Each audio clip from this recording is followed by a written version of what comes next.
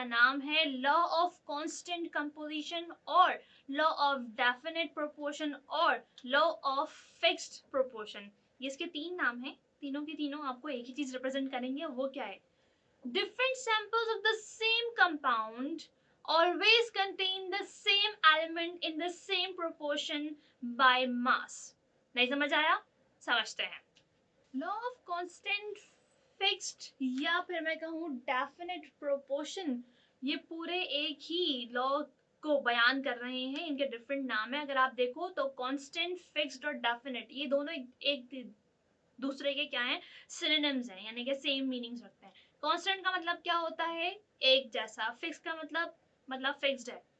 Definite मतलब constant है। सही है। So all three words are basically synonyms of each other. Synonyms ऐसे वर्ड्स होते हैं जो कि सेम मीनिंग रख रहे हो। ठीक है, ये बात हो गई। आगे बढ़ते हैं। अच्छा, लॉ ऑफ कांस्टेंट कंपोजिशन या मैं कहूँ लॉ ऑफ फिक्स या फिर डेफिनेट प्रोपोर्शन का जो लॉ है वो दिया गया था लुइस प्रॉस्ट की जानिब से, जो कि फ्रेंच केमिस्ट है। अब उन्होंने ऐसा क्या किया था?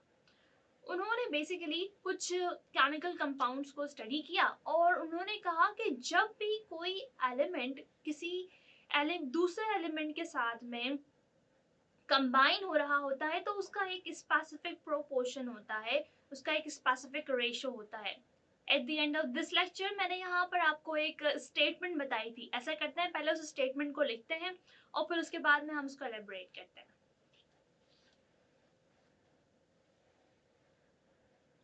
तो मैं यहाँ पहले लिख देती हूँ कि लुइस प्रॉस्ट ने, जो कि फ्रेंच थे, उन्होंने ये लॉ ऑफ कांस्टेंट कंपोजिशन दिया था और उनकी स्टेटमेंट क्या थी? ये स्टेटमेंट ये थी, different samples of the same compound always contain the same element in the same proportion by mass। ठीक है, तो ये इनकी स्टेटमेंट है। कह रहे हैं कि डिफरेंट सैंपल्स एक ही कंपाउंड के हमेशा रखेंगे सेम एलिमेंट जो कि कंबाइन हुए हुए होंगे in the same proportion by mass. ठीक है, combined in the same proportion by mass. Now मैंने आपको वाटर की एग्जांपल दी थी, H2O। ये H जो है वो 2 है और ऑक्सीजन जो है वो 1 है। मैंने उसको थोड़ा सा खोल के लिख दिया है। ठीक है, इन्होंने क्या कहा कि different samples of the same compound, यानी कि अगर मैं ये वाटर मॉलिक्यूल उठा रही हूँ पानी के नलके से, मैं यही वाटर मॉलिक्यूल ले रही हूँ बाल्टी में से, मैं यही वाटर मॉलिक्यूल ले रही हूँ समंदर में से, मैं यही वाटर मॉलिक्यूल कंसिडर कर रही हूँ रेनफॉल में से। तमाम के तमाम वाटर मॉलिक्यूल्स हमेशा यही फॉर्मूला रखेंगे, उनके अंदर हमेशा 2 हाइड्रोजन एटम और 1 ऑक्सीजन एटम मौजूद होगा। अब ये बात किस तरीके से मालूम हो सकती है कि हमेशा ये सेम प्रोपोर्शन के साथ में मौजूद होंगे? प्रोपोर्शन निकालते किस तरीके से? क्योंकि उन्होंने यहाँ पे क्या बात की है कि different sample of the same compound, हमने डिफरेंट जगहों से सैंपल्स उठाए वाटर के, तो क्या होंगे?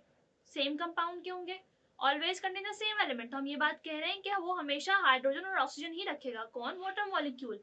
और वो कंबाइन हुए हुए होंगे सेम प्रोपोर्शन बाय मास में। यानी कि अगर मैं यहाँ पे आपको पहले बताऊं कि प्रोपोर्शन बाय मास निकालते किस तरीके से, तो let me tell you. Hydrogen का एटॉमिक मास होता है 1, ठीक है, मल्टीप्लाई बाय इसके नंबर ऑफ एटम्स कितने हैं?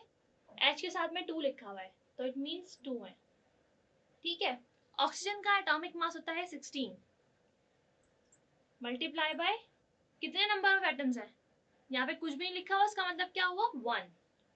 ठीक है, 2 रेशो 16, 2 1 2, 2 8 16। यानी कि ऑलवेज ऑलवेज ऑलवेज हमेशा क्या होगा कि वाटर मॉलिक्यूल के अंदर हाइड्रोजन और ऑक्सीजन का जो रेशो होगा 1:8 होगा। नाउ यू कैन से कि वाटर मॉलिक्यूल के अंदर हाइड्रोजन और ऑक्सीजन का रेशो, तनासुब या फिर प्रोपोर्शन जिसको हम कहते हैं, वो 1:8 है। 1:8 is the ratio of hydrogen and oxygen in each compound of water molecule, चाहे आप कहीं से भी उसको ले लो। That was the law that was given by French chemist Louis Prost, जिन्होंने हमें ये लॉ दिया था। ठीक है, अब अगर हम ये बात करें कि लेट्स सपोज हमारे पास मौजूद होती है कार्बन डाइऑक्साइड, ठीक है। सो कार्बन डाइऑक्साइड जो हम एक्सेल कर रहे हैं, ठीक है, जो प्लांट्स इनहेल कर रहे हैं, जो फॉसिल फ्यूल्स के बर्निंग की वजह से कार्बन डाइऑक्साइड निकल रही होती है, इमिशन हो रही होती है, वो, या फिर हम ये कह लें कि कार्बन डाइऑक्साइड जो कि हमारे कंबशन की फॉर्म में हो रही है। Combustion is basically a reaction जिसके अंदर फ्यूल ऑक्सीजन के साथ में रिएक्शन करके कार्बन डाइऑक्साइड फॉर्म कर रहा होता है, जो कि हम अभी आपको लेटर ऑन अगली आने वाली वीडियोस में समझाएंगे। सही है, सो फिकर नॉट। कार्बन डाइऑक्साइड हमारी बहुत सारी जगहों से हमें मिल रही होती है और फॉर्म हो रही होती है, इनहेल और एक्सेल के मैंने आपको एग्जांपल्स दी हैं। सो अगर मैं कार्बन डाइऑक्साइड का रेशो निकालना चाहूँ कि कार्बन डाइऑक्साइड के अंदर कार्बन और ऑक्सीजन का प्रोपोर्शन कितना है, so how can you calculate it? You should know atomic mass, ठीक है। एटॉमिक मास कार्बन का 12 है। कितने नंबर ऑफ एटम्स है यहाँ पे? कुछ भी नहीं लिखा, उसका मतलब क्या? 1, ठीक है। It is a sign of तनासुब, रेशो, प्रोपोर्शन, ओके।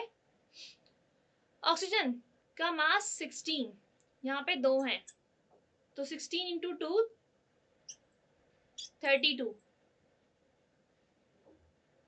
2 6 12, 2 1 2 और 2 6 12, 2 3 6, 2 8 16।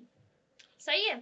सो वी कैन से कि कार्बन डाइऑक्साइड के अंदर कार्बन और ऑक्सीजन का रेशियो 3:8 है, और दुनिया में कहीं पे भी आपको कोई भी कार्बन डाइऑक्साइड मिल जाए, यू कैन नाउ क्लेम के you have carbon and oxygen in 3:8 proportion by mass. That is the point that was given by law of constant composition, जिन्होंने हेल्प आउट किया था, उनका नाम क्या था? लुइस प्रोस्ट। और साथ ही साथ मैं आपको एक और चीज बताती हूँ, इनके इस कांस्टेंट कंपोजिशन के लॉ को वेरीफाई किया था किन्होंने? जे बर्जीलियस ने। हाँ बिल्कुल, जे बर्जीलियस वही है जिन्होंने एलिमेंट्स को सिंबल्स दिए थे, ठीक है।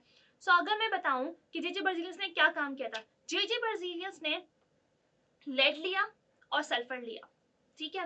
लेड और सल्फर को उन्होंने कंबाइन किया, लेकिन लेड और सल्फर जितना उन्होंने लिया था, लेड उन्होंने लिया 10 ग्राम और सल्फर लिया उन्होंने 1.56 ग्राम, ठीक है।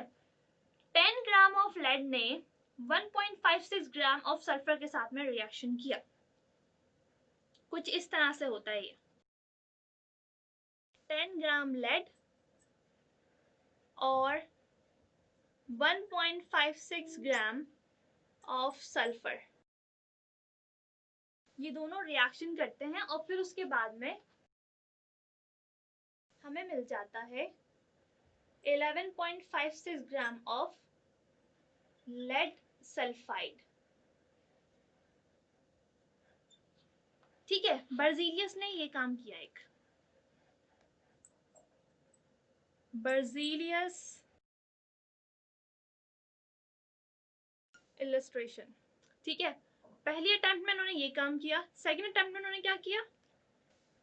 18 ग्राम लेड लिया इन्होंने और 1.56 ग्राम सल्फर लिया, जिससे मिला 11.56 ग्राम लेड सल्फाइड प्लस उसके साथ में जो अनरिएक्टेड लेड था वो कितना है? 8 ग्राम। 8 ग्राम लेड बाकी रह गया। उन्होंने ये चीज ऑब्जर्व की, उन्होंने पहले क्या किया? 10 ग्राम लेड लिया और सेवरल अमाउंट लिए सल्फर के, मतलब कि उन्होंने सल्फर के डिफरेंट अमाउंट लिए। तो जब उन्होंने 1.56 ग्राम लेड सल्फर लिया, 10 ग्राम के साथ में उन्होंने 1.56 ग्राम सल्फर लिया, इन दोनों को उन्होंने रिएक्ट करवाया, क्या करवा के? हीट करवा के, उन्होंने हीट करवाई, ठीक है। That is the symbol of heat, delta कहते हैं इसे। इसकी रिएक्शन पे 11.56 ग्राम लेड सल्फाइड बना, यानी कि लेड और सल्फर ने दोनों ने एक दूसरे के साथ में कंपाउंड बना लिया, लेड सल्फाइड फॉर्म कर लिया।